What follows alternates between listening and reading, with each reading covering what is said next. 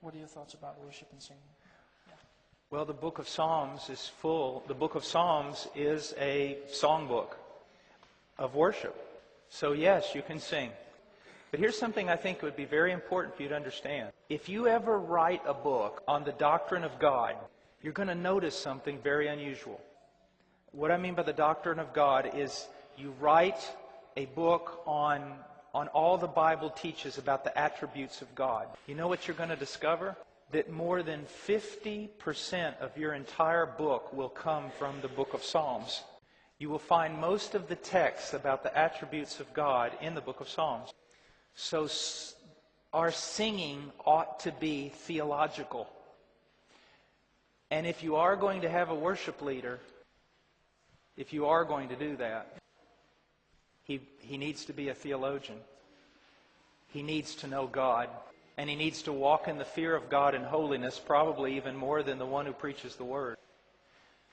It is a terrible thing that we do in churches today with regard to worship because we do not know the fear of God.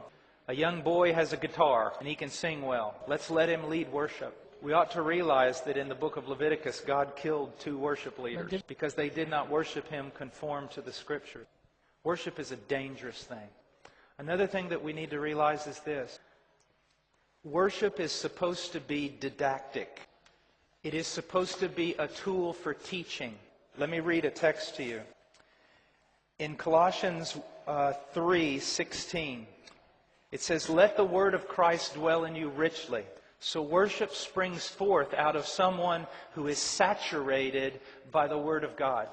With all wisdom, teaching and admonishing one another with psalms and hymns and spiritual songs. So the purpose of singing in the church is first and foremost to bless God. Secondly, it is didactic, to teach those who are singing, to encourage them, admonish them, and to even be, I suppose, a witnessing tool for those who are listening that are unbelievers. This is a problem I have with much of the modern music. Not all of it, but a lot of it. They don't follow these principles. It's more about feeling. Now, I'm going to be very honest with you. And if you get angry with me, just forgive me. I'm an American. I'm rude sometimes. Much worship in the churches today is nothing more than a celebration of flesh. It is an exercise in emotion.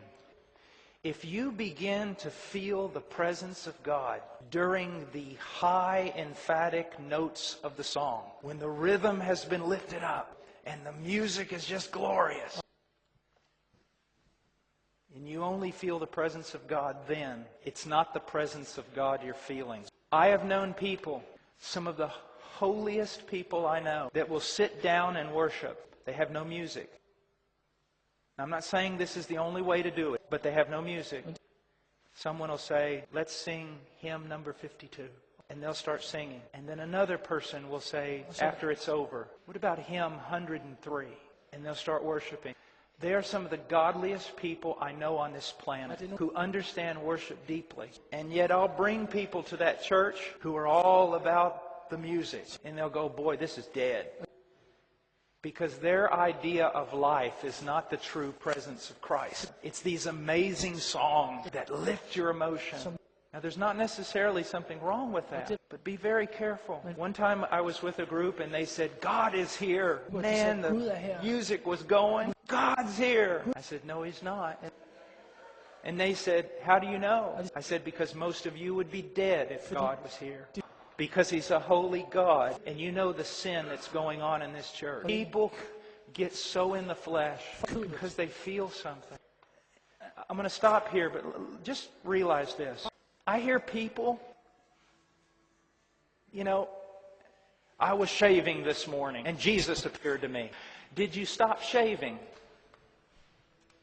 They're so nonchalant about the presence of God. In the Bible, when the presence of God showed up, "Woe is me, I'm undone, for I'm a man of unclean lips, and I dwell among a people of unclean lips. For my eyes have seen the King, the Lord of hosts." You say, oh, that's the Old Testament. John on the Isle of Patmos. Christ appears, falls as a dead man. I'm not saying that the presence of God is always like that. But when it's never like that, when it's always bless me, bless me, bless me, joy, joy, joy, dance, dance, dance, something is terribly wrong. Okay, next question.